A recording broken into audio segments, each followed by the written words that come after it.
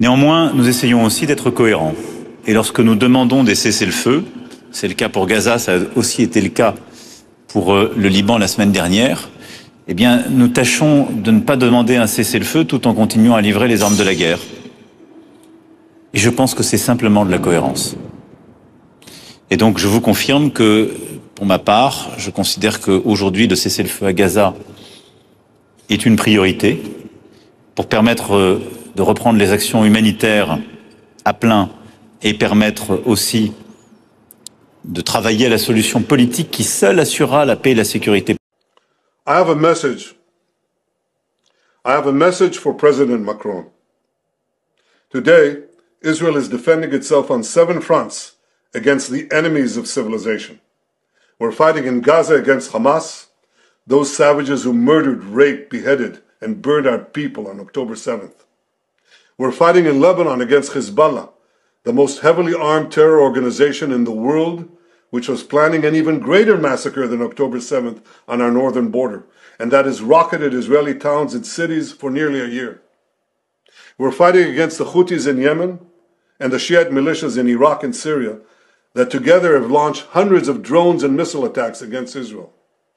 We're fighting against terrorists in Judea and Samaria who are trying to murder civilians in the heart of our cities. And we're fighting against Iran, which last week fired over 200 ballistic missiles directly at Israel. As Israel fights the forces of barbarism led by Iran, all civilized countries should be standing firmly by Israel's side. Yet President Macron and some other Western leaders are now calling for an arms embargo against Israel. Shame on them. What a disgrace. Well, let me tell you this. Israel will win with or without their support. But their shame will continue long after the war is won. For in defending ourselves against this barbarism, Israel is defending civilizations against those who seek to impose a dark age of fanaticism on all of us. Rest assured, Israel will fight until the battle is won, for our sake and for the sake of the peace and security of the entire world. Général, est-ce que vous êtes surpris par cette déclaration? C'est dans la lignée de la position de la France, pas d'armes offensives pour frapper la bande de Gaza? Oui, en fait, vous avez dit l'essentiel, c'est qu'il parle de Gaza. Il ne parle pas du Liban, il ne parle pas de l'Iran. Actuellement, les principales opérations que l'on peut observer, c'est sur le Liban du Hezbollah. Et puis, il y a évidemment l'attaque par missile balistique de cette semaine, 200 missiles tout de même, de l'Iran sur Israël. Donc on voit bien que là, d'ailleurs, on est déjà dans une guerre entre l'Iran et Israël, même si on n'emploie pas les termes. La réalité, de facto, on est dans une situation de guerre. Sinon, il faudrait s'interroger sur le nombre de centaines de missiles qu'il faudrait recevoir pour être véritablement en état de guerre. Donc on est déjà en état de guerre. Alors ce que dit le président, il parle surtout de Gaza. Donc c'est toujours, ça reste sa préoccupation parce que ça touche les populations palestiniennes qui sont utilisées, là aussi on ne peut qu'observer, par les combattants du Hamas comme une protection et qui souffrent énormément des actions militaires israéliennes. Alors pour ce qui est des livraisons d'armes de la France à Israël, le volume est quand même extrêmement restreint. Je crois que pour cette année, c'est de l'ordre de 20 millions d'euros. 20 millions d'euros, c'est 300 fois moins que la dernière aide américaine à l'Ukraine. Tout ça, c'est pour relativiser quand même. Donc c'est quand même non négligeable, 20 millions d'euros, mais c'est quasiment très peu de choses. Et ça porte sur l'entretien d'équipements déjà livrés ou quelques livraisons de munitions qui ont dû être déjà largement consommés. Oui, des transferts de pièces détachées. Donc il reste dans sa ligne. Alors évidemment, arrêter la livraison d'armes à Israël au moment où ça prend d'autant plus de relief que cette semaine, il y a eu quand même 200 missiles balistiques qui sont arrivés sur Israël. Oui. Donc là, on peut s'interroger sur le rapprochement en termes de temps entre ce fait quand même marquant dans l'histoire des relations internationales et cette déclaration. Mais sur le fond, le président reste sur la ligne qu'il a déjà définie depuis quelques mois. Maxime Lefebvre, votre analyse? Je pense que Il n'y a jamais eu d'embargo sur les armes à l'égard d'Israël. Et c'est vrai que la difficulté, c'est qu'à la fois on dit on veut assurer le droit d'Israël à se défendre, à assurer sa sécurité, et de l'autre côté, on appelle à la désescalade. Mais là, actuellement, il y a une escalade à laquelle se prête le gouvernement Netanyahou. Et donc, à un moment donné, il faut aussi renforcer la pression sur Netanyahou. C'est dans cette optique-là que s'inscrit la proposition du président. Alors, il faudrait voir s'il s'agirait vraiment d'établir un embargo total, ou seulement de certaines armes, ou seulement pour la France, ou aussi éventuellement des mesures au niveau de l'Union européenne. Mais je dirais que c'est une mesure un peu de pression pour essayer de désescalader. Évidemment, le Hezbollah, l'Iran, ce sont les ennemis de l'Occident, mais si on veut qu'il y ait une désescalade, notamment par rapport aux opérations au Liban, il faut aussi faire pression sur le gouvernement israélien. Donc cet embargo, ou cette proposition d'embargo, encore à définir plus précisément, parce que c'est quand même pas tout à fait précis ce qu'a dit le président, il faut regarder, c'est un moyen de pression. Général, pour rebondir sur ce que dit monsieur l'ambassadeur, la France, à son niveau, tente de faire pression, mais pour que la pression soit vraiment efficace, il faudrait que ce soit les Américains qui décident de stopper les livraisons d'armes. C'est eux qui tiennent Netanyahou, si je puis dire. Ils tiennent Netanyahou comme ils tiennent Zelensky. C'est-à-dire que c'est quand même les chefs d'orchestre, c'est la superpuissance de l'Occident, et c'est elle qui donne d'autant plus la mesure que l'Europe n'existe pas en tant que réalité politique, et que chaque État européen est relativement faible par rapport aux États-Unis. Donc effectivement, c'est eux qui donnent complètement. Alors on a eu quand même des déclarations qui sont très importantes, à la fois du président, de la vice-présidente et du candidat, sur un soutien à Israël qui est affirmé. Les déclarations du président Biden ont dû surprendre quand même beaucoup de monde en ce qui concerne la disparition du chef du Hezbollah. Et donc, il a très clairement pris appuie Israël. La question que l'on se pose actuellement, c'est jusqu'où ira son appui en ce qui concerne le prochain objectif d'Israël, puisque, comme en tout cas c'est mon sentiment, c'est qu'on n'est plus dans éviter un embrasement du Moyen-Orient. Il est là. Il est là, ou alors on ne sait plus quel mot employer. Donc on a cet embrasement, on a cette guerre qui a commencé de facto, de jure elle l'est avec le Liban, on le sait, mais de facto avec l'Iran, avec un rythme qui est celui qui est un rythme à la fois politique et militaire, mais cette guerre a déjà commencé. Donc évidemment, la grande question, c'est jusqu'où les Américains permettront-ils l'attaque israélienne. Mais elle aura lieu. On n'est pas à l'abri de surprises, parce que cette affaire des objectifs nucléaires en Iran, c'est quand même une vieille affaire pour les Israéliens. Donc ça fait au moins 15 à 20 ans qu'ils y pensent.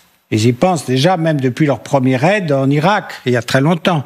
Donc, ce qui veut dire qu'on n'est pas à l'abri d'autres surprises. On voit bien une certaine dépendance vis-à-vis des États-Unis en termes d'équipement et de protection et de vecteurs, mais les Israéliens pourraient utiliser quelque chose auquel la quasi-totalité des gens ne pensent pas. Donc, on n'est pas à l'abri d'une surprise. On va retrouver Bastien Auger qui suit le président de la République au Grand Palais, au sommet de la francophonie.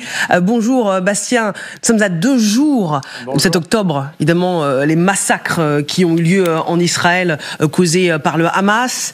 2 jours avant, au vu des dégâts réalisés par les bombardements à Gaza par l'armée israélienne, Emmanuel Macron a voulu réaffirmer la position de la France. Oui, et puisque tout va très vite, évidemment, dans ces conflits, je me permets, il me semble important de préciser la date à laquelle a été enregistrée cette interview à nos confrères de France Inter, parce que ça ne date pas d'aujourd'hui, c'était en fait le 1er octobre qu'Emmanuel Macron a prononcé ces mots, mais dans une interview qui est diffusée aujourd'hui, donc à l'occasion du sommet de la francophonie. Interview donc dans laquelle Emmanuel Macron redit une nouvelle fois qu'il faut, selon lui, cesser les livraisons d'armes à Israël. La France France n'en livre pas, précise-t-il. Il faut bien préciser une chose, c'est que on nous explique dans l'entourage du chef de l'État qu'il parle bien des armes qui sont utilisées à Gaza, qui sont utilisées dans les conflits à Gaza, puisque la France, c'est ce qu'on nous rappelle du côté de la diplomatie française, eh bien, continue d'envoyer du matériel, mais du matériel qui sert notamment pour le dôme de fer, donc purement défensif. Évidemment, le message du président de la République s'adresse aux États-Unis d'Amérique, c'est ce que me disait un diplomate français, hein. Il faut de la cohérence de la part des États-Unis. On ne peut pas le matin appeler à un cessez-le-feu et l'après-midi livrer des armes à Israël. Avec ce message, Emmanuel Macron espère donc faire entendre la voix de la France, faire entendre raison peut-être aussi aux États-Unis, selon les diplomates françaises, même si le chef de l'État lui-même, dans cette même interview, reconnaît que pour l'instant, il n'a pas réussi à se faire entendre et à faire infléchir notamment la ligne des Israéliens. Merci beaucoup Bastien Angers pour ces précisions très précieuses pour poser correctement les termes du débat. Merci Bastien Angers avec Éric Josset depuis le Grand Palais au sommet de la francophonie. Arlette, même si les mots sont pesés et choisis, on sait que ça va susciter un vif débat.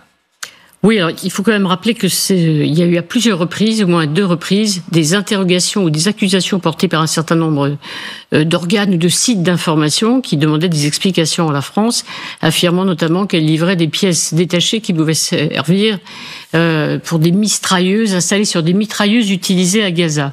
Il y a eu 2 démentis du ministre de la Défense, Sébastien Cornu. Le dernier était encore au mois de mars dernier. Conférence de presse spéciale du ministre de la Défense des armées disant qu'effectivement la France ne livre que des composants utilisés pour le dôme de fer qui sert effectivement à Israël à se protéger, on l'a vu, et à intercepter des missiles. Donc c'est un petit débat, une petite musique qui dure depuis le mois d'octobre dernier, c'est-à-dire quelques jours après, effectivement, à la fois le massacre commis par le Hamas et le début des opérations à Gaza. Donc il y a des interrogations qui portent sur la France. Alors c'est vrai, donc la France en est défendue. Le président rappelle effectivement qu'il n'y a que des armes défensives, encore une fois, pour Israël. Aucune arme donc française n'est utilisée pour Gaza.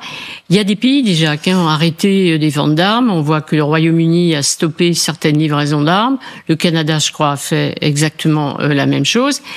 C'est vrai que cette annonce, même si l'interview a été enregistrée au mois d'octobre, eh ben, on l'écoute à quelques jours, encore une fois, du 6 octobre, à un moment où il y a à la fois un appel à, bien sûr, à l'hommage aux victimes, à se souvenir, et puis de l'autre côté, en France, il y a un débat, ceux qui disent déjà, et on entendait tout à l'heure Jean-Luc Mélenchon dire qu'à partir du 7 octobre, il faudrait mettre partout des drapeaux palestiniens. Donc, c'est une position du président de la République qui correspond tout à fait, encore une fois, à ces déclarations à l'ONU ou ces derniers jours appelant à l'arrêt des combats, au cessez-le-feu, non seulement à Gaza, les victimes civiles, et aussi, encore une fois, au Liban, pour qu'il n'y ait pas d'extension du conflit.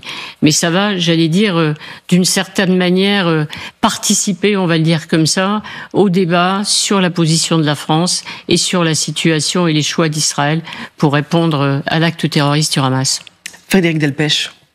Ça demande clarification, cette annonce du président de la République, parce que si officiellement la France ne livre pas d'armes offensives, uniquement des pièces détachées pour le dôme de fer, c'est-à-dire pour des armes défensives, est-ce qu'on arrête toute livraison à Israël? Est-ce que c'est ça le sens de ce qu'a dit Emmanuel Macron, donc y compris pour le dôme de fer, puisqu'officiellement on ne livre pas d'armes offensives. Donc là, il y a une sorte de, d'incertitude sur ce qu'a dit Emmanuel Macron. Est-ce que ça veut dire plus aucune livraison d'armes, quelle que soit et de quelque sorte que ce soit pour Israël, ou plus de livraison pour des combats à Gaza, mais comme officiellement on n'en livre pas, c'est une non-annonce. Ou alors c'est parce qu'on en livre en réalité et qu'on ne le dit pas. Donc il y a une demande de clarification. Enfin, c'est une déclaration qui est assez étonnante. Après, il faut sans doute la remettre dans le contexte. D'abord, il y a effectivement, ça a été dit, on est à quelques jours de la date anniversaire du 7 octobre, avec toute l'émotion que que ça suscite, et puis